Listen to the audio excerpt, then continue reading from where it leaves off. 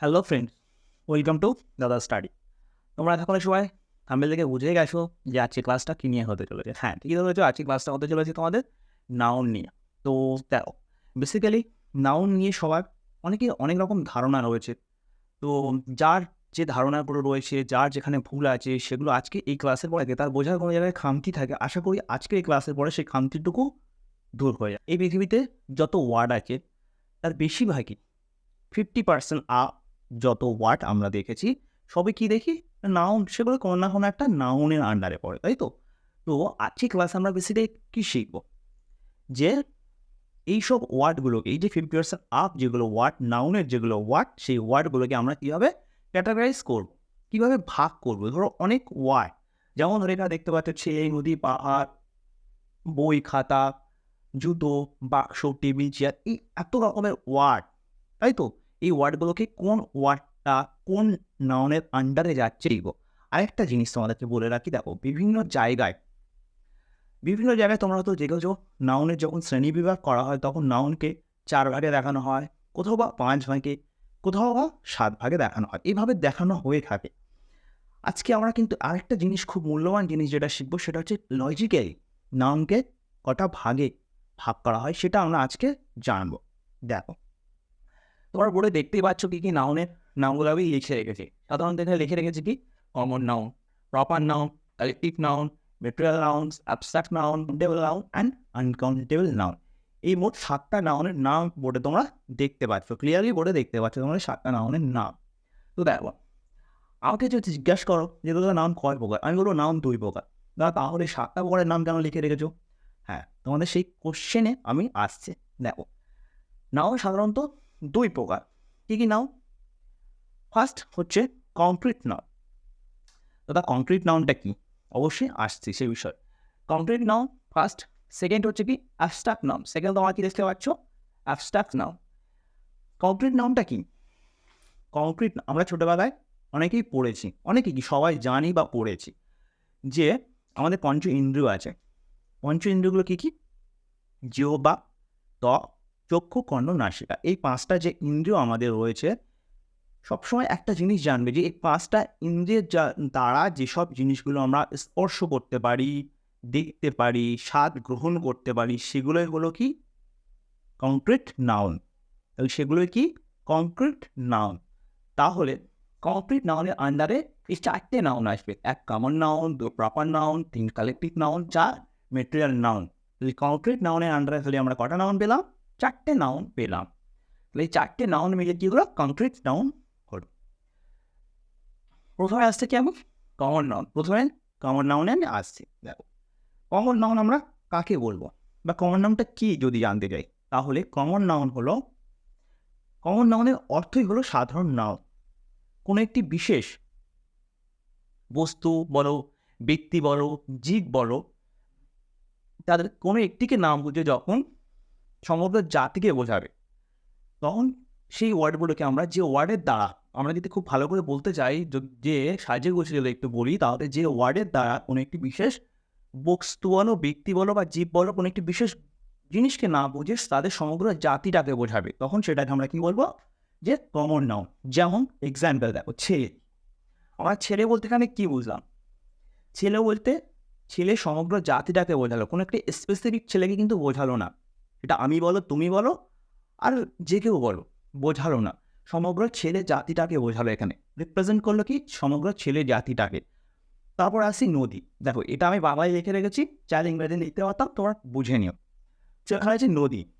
দেখো, নদী বলতে কিন্তু কোনো একটা স্পেসিফিক নদীকে বোঝালো না, যে গঙ্গা নদী, হুগলি নদী, ভাগীরথী নদী, কোনো একটা নদীকে বোঝালো না। এখানে নদী বলতে সমগ্র সব নদী জাতিটাকে, নদীর যে জাতি আছে সেই জাতিটাকেই বোঝাচ্ছে। যেমন পশু বলো, পাহাড় বলো, বই বলো, টেবিল বলো, চেয়ার বলো, ফ্যান বলো, সমগ্র কি কিন্তু এই সমগ্র জিনিসে কিন্তু কমন নাউনের আন্ডারে পড়ছে। নেক্সট আসছে কি, নেক্সট আসছে প্রপার নাউন। নেক্সট আসছে আমি প্রপার নাউন। দেখো, কমন নাউনের ঠিক বিপরীত জিনিসটা বলতে পারো প্রপার নাউন। অ্যাকচুয়ালি বিপরীত না, সমসাময়িক একটা বলতে পারো প্রপার নাউন। কী সেটা প্রপার নাউনটা? দেখো, যদি প্রতিটা কমন জিনিসের আমরা একটা নির্দিষ্ট জিনিস ধরে নিই, যেমন ধরো ছেলে, রাস্তা দিয়ে একটি ছেলে হেঁটে যাচ্ছে, তো রাস্তাতে তো অনেকেই হেঁটে যায়, সেটা কোন ছেলেকে আমি মেনশন করেছি? তাহলে যদি আমি এমনটা বলি যে রাস্তা দিয়ে সুমন হেঁটে যাচ্ছে, তাহলে এখানে একটা নির্দিষ্ট ছেলের নাম বললাম, যে নামটার দ্বারা একটা নির্দিষ্ট জাতির একটা নির্দিষ্ট ছেলেকে বোঝানো, রাইট? তাই সেই জন্য এখানে আমরা সুমনটা হচ্ছে এখানে আমাদের কি প্রপার নাউনের আন্ডারে চলে আসবে। সুমন হচ্ছে প্রপার নাউনের আন্ডারে চলে আসবে। তেমন যদি আমরা বলি পশু, আমি গতকাল চিড়িয়াখানাতে গেছিলাম এবং সেখানে গিয়ে একটি পশু দেখেছি। কি পশু সেটা? বাঘ, হরিণ, শিয়াল, হাতি, গন্ডার, কি দেখেছি? আমি যদি এমনটা বলি, সেটা ক্লিয়ারলি বোঝা যাচ্ছে না আমি কি দেখেছি, সেটা বোঝা যাচ্ছে না। তো আমি যদি বলি যে আমি কালকে চিড়িয়াখানাতে গিয়ে একটা বাঘ দেখেছিলাম, তো এখানে বাঘটা তাহলে কি হবে? টাইগার। তো টাইগারটা এখানে কি হবে? টাইগারটা এখানে কি হবে? একটা প্রপার নাউন হবে। কোনো একটি বিশেষ নাম যখন আমরা ইউজ করব কোনো একটা জাতির ক্ষেত্রে কোনো একটা জাতির রিপ্রেজেন্টেটিভ হিসাবে কোনো একটা নামকে যখন আমরা ইউজ করব, সেটাকে আমরা কি বলবো? প্রপার নাউন বলবো, সেটাকে আমরা এক্স্যাক্টলি প্রপার নাউন বলবো। দেখো নেক্সট আসছে আমাদের কি? Collective noun. তো কালেকটিভ নাউন, এই কথার মধ্যে আমাদের অর্থটা লুকিয়ে আছে যে সমষ্টির নাম, তাই তো? কালেকটিভ নাউনের মধ্যে কি লুকিয়ে আছে? যে আমাদের সমষ্টির নাম। তাহলে আমরা কালেকটিভ নাউন কি যদি ভালো করে বলতে চাই, তাহলে এটা বলবো যে ওয়ার্ডের দ্বারা, আমরা সাধারণত যে ওয়ার্ডের দ্বারা কোনো একটি জাতি বলো, ব্যক্তি বলো, বস্তু বলো, যাই হোয়াট এভার যাই বলো না কেন, তার একটিকে না বুঝে সমগ্র জাতিটাকে বোঝাও, তখন সেটা কি বলবো আমরা? যে সেটা কালেকটিভ নাউনের আন্ডারে পড়বে। একটা মাত্র সিঙ্গুলার নাম্বারকে আমরা বোঝাবো না, আমরা কি প্লুরাল নাম্বারকে বোঝাবো। আমরা আসছি কি আমরা কিসে? Collective noun. নেক্সট আসছে দেখো আমরা কালেকটিভ নাউন। এই কালেকটিভ নাউনে এই নামের মধ্যেই আমাদের অর্থটা লুকিয়ে আছে। কালেকটিভ নাউন মানে একটা সমষ্টি, বিভিন্ন জিনিস, ছোট ছোট বিভিন্ন জিনিস বা এক একটা বিভিন্ন জিনিস যখন সমষ্টিগত হয়ে হবে, সেটাকে আমরা বলবো কালেকটিভ নাউনের আন্ডারে বলবো, সেই জিনিসগুলোকে কালেকটিভ নাউনের আন্ডারে চলে যাবে। যেমন দেখো, এক একটা সৈনিক বা একটা সোলজার্স একত্রিত হয়ে কি তৈরি করে? একটা আর্মি তৈরি করে, আর্মি গঠন হয়। যখন আমরা বলি যে রাস্তা দিয়ে যদি একটা সোলজার্স হেঁটে যায়, আমরা কখনো তাকে বলি না যে আর্মি হেঁটে যাচ্ছে, আমরা তখন কি বলি? একটা সোলজার্স হেঁটে যাচ্ছে। তো সোলজার্সগুলো একত্রিত যখন হলো, তখন আমরা সেটাকে কি বললাম? আর্মি বললাম। তাহলে এখানে আর্মিটা কিসের আন্ডারে পড়বে? এখানে আর্মিটা কিসের আন্ডারে পড়ছে? আর্মিটা এখানে কালেকটিভ নাউনের আন্ডারে পড়ছে। যেমন এখানে যদি ক্লাস বলি, ক্লাস মিনস কি বোঝায়? ক্লাস মিনস কোনো একটা স্টুডেন্টকে বোঝায় না, কিন্তু ক্লাস মিনস অনেকগুলো স্টুডেন্টের সমষ্টিকে বোঝায়। সমষ্টিকে আমরা বলতে পারি যে ক্লাস। তাহলে এখানে ক্লাসটা সেমভাবে, ক্লাসটা কীভাবে হবে?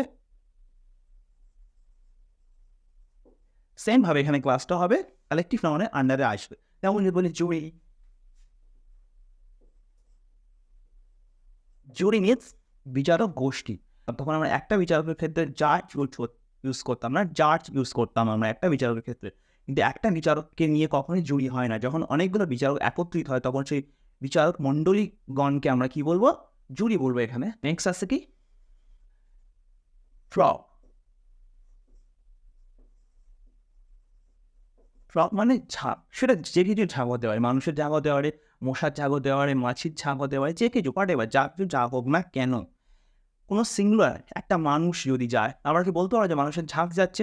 অবশ্যই বলতে পারি না। একটা মাছিকে যখন দেখি, একটা মশা বা যখন দেখি, তখন আমরা কখনোই বলতে পারবো না যেটা মাছির ঝাঁক বা মশার ঝাঁক। যখন অনেকগুলো মাছি বা অনেকগুলো মশা যখন একত্রিত হবে, তখন তাদেরকে আমরা কি বলবো? যে মশার ঝাঁক বলো, মাছির ঝাঁক বলো বা মানুষের ঝাঁক বলো। তাহলে এখানে ঝাঁক শব্দটা দ্বারা এখানে অনেক মানুষ বলো, মশা বলো, মাছি বলো, সমস্ত কিছু বোঝাচ্ছে। তাহলে এখানে আমাদের কিসের আন্ডারে পড়বে? অবভিয়াসলি কালেকটিভ নাউনের আন্ডারে পড়বে। মনে রাখবে এটা ভালো করে। দেখো নেক্সট আসছে তাহলে কি? Material noun. মেটেরিয়াল কথা অর্থটা কি? মেটেরিয়াল কথা অর্থ হলো উপাদানের নাম, যে নামের দ্বারা সাধারণত আমরা কোনো একটি উপাদানকে বোঝানো হবে, অর্থাৎ সমগ্র বস্তুকেও যে নামে ডাকা হবে এবং তার কোনো একটা অংশকেও সেই নামে চিহ্নিত করা হবে, সেটাকে আমরা সাধারণত বলবো মেটেরিয়াল নাউন। যেমন ধরো এখানে গোল্ড, আমরা একটা গোল্ডের চাইকেও কি বলতে পারি? গোল্ড যেমন বলবো, তেমন সেই চাই থেকে যখন একটা হার তৈরি করবো, একটা চেন তৈরি করবো, অথবা একটা আংটি তৈরি করবো, একটা কানের তৈরি করবো, তখন সেগুলোকে আমরা কি বলতে পারি, যে সোনার কানের বা সোনার চেন, এটা বলতে পারি। অন্য নামে কি আমরা ডাকি না। আর সেক্ষেত্রে এখানে গোল্ডটা কী হবে, একটা উপাদান। সে হার বলো, কানের বলো, নাকের বলো, সবগুলো কি কোন উপাদানের দ্বারা সৃষ্টি হলো, সেটা হচ্ছে গোল্ডের দ্বারা সৃষ্টি হলো। তাহলে এখানে সেম অর্থে এখানে গোল্ড কি হয়ে যাবে, মেটেরিয়াল নাম। তেমন যদি আমি করি উড, উড মিনস কাঠ। দেখো এই টেবিলটা, সমগ্র টেবিলকে আমরা কি বলবো, কাঠের টেবিল বলবো। সেই সমগ্র টেবিলের একটা অংশ যখন আমরা বলবো, একটা সাইড, একটা পায়াকে যখন বলবো, আমরা কি কাঠের পায়ে বলবো না, আমরা কিন্তু অন্য কিছু বলবো কি, এর পায়া, অন্য কিছুর পায়া তো হয়ে যাবে না।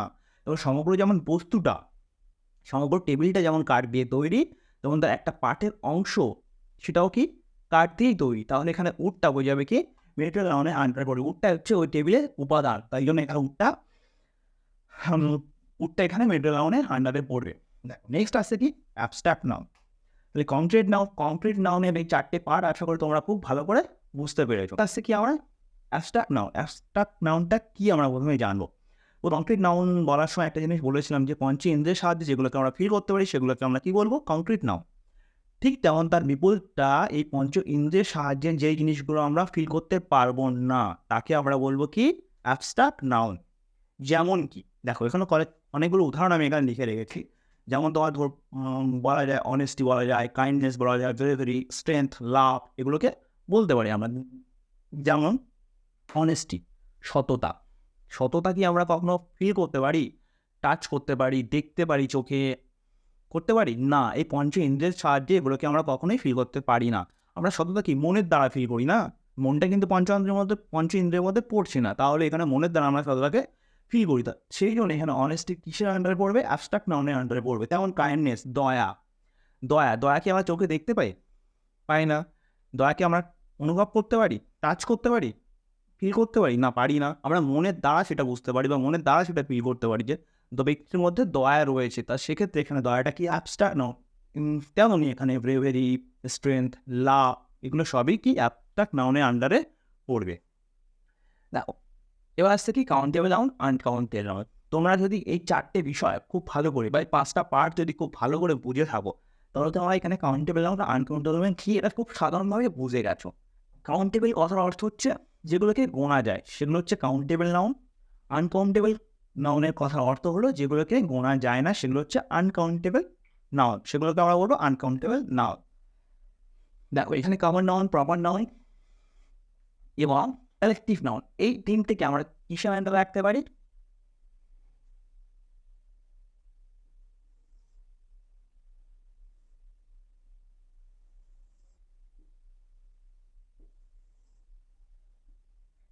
এই তিনটেকে একত্রিত করলে হবে কাউন্টেবল নাউন। এই তিনটে নাউন একসাথে হবে কি, কাউন্টেবল নাউন। দেখো এখানে ছেলে বলো, তুমি এখানে আর্মি বলো, তারপরে জুড়ি বলো, সব কিছু এখানে কি আমরা না, আর্মিকে আমরা কাউন্ট করতে পারি, আমরা ফ্রককে আমরা কাউন্ট করতে পারি। সেটা যাই হোক, মাছির ছাপ হোক না কেন, এক একটা করে তো গুনতে তো আমরা পারবো না, বা মশার ছাপ হোক না কেন। জুড়ি বলো, বিচারক গোষ্ঠীকে আমরা, বিচারকগণকে আমরা গুনতে পারবো, এগুলো সব গুনতে পারবো। তাহলে এগুলো হচ্ছে আনকাউন্টেবল নাউনে আন্ডারে চলে আসবে। আনকাউন্টেবল নাউন আন্ডারে কোনগুলো আসবে, এই মেটেরিয়াল নাউন চলে আসবে আর অ্যাবস্ট্রাক্ট নাউন চলে আসবে। দেখো মেটেরিয়াল নাউন, গোল্ড, আমরা গোল্ড কখনো গুনতে পারবো না।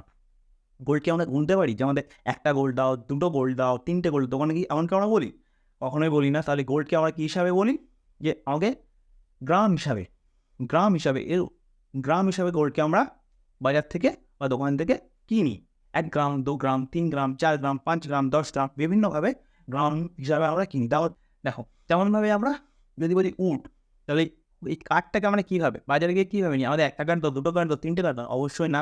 আমরা উডটাকে কীভাবে নিই, যেমন এত সেন্টিমিটার বা মিটারের কাঠটাকে মাপা হয়, মেপি আমরা কাঠটা নিই সাধারণত। তাহলে উডকে আমরা সাধারণত কী করতে পারি, গুনতে পারবো না। কিন্তু দেখ কাঠের টেবিল বড়ো, চেয়ার বড়ো, সেটা কিন্তু অন্য বিষয়।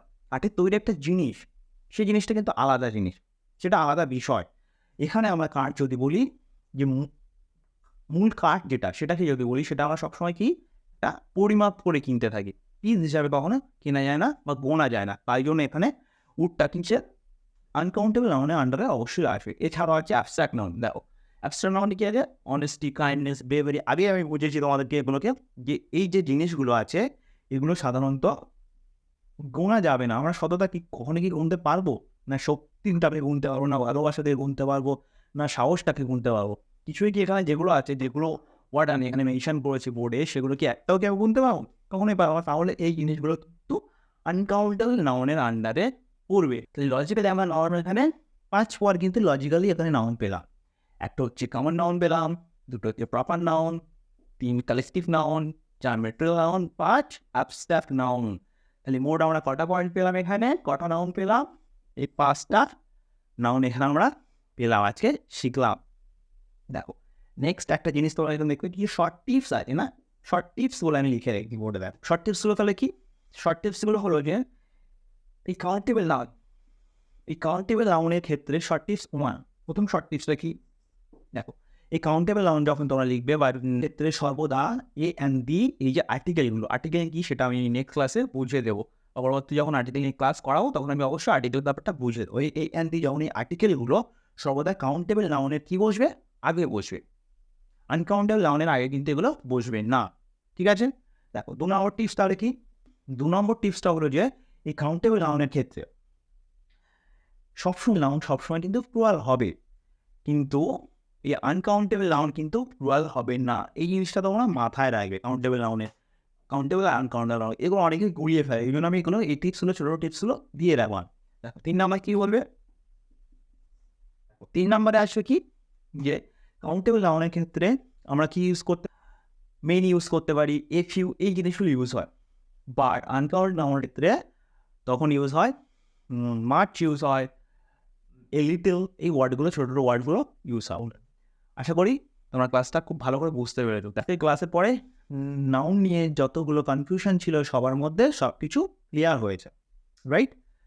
তো যদি কারোর কোনো বুঝতে প্রবলেম হয় তো আমাকে কমেন্ট করো, আমি কমেন্টের রিপ্লাই অবশ্যই তাদেরকে দেবো। নেক্সট ক্লাসে তোমাদের সাথে একটা বিশেষ ইন্টারেস্টিং বিষয় নিয়ে দেখা হচ্ছে আবারও।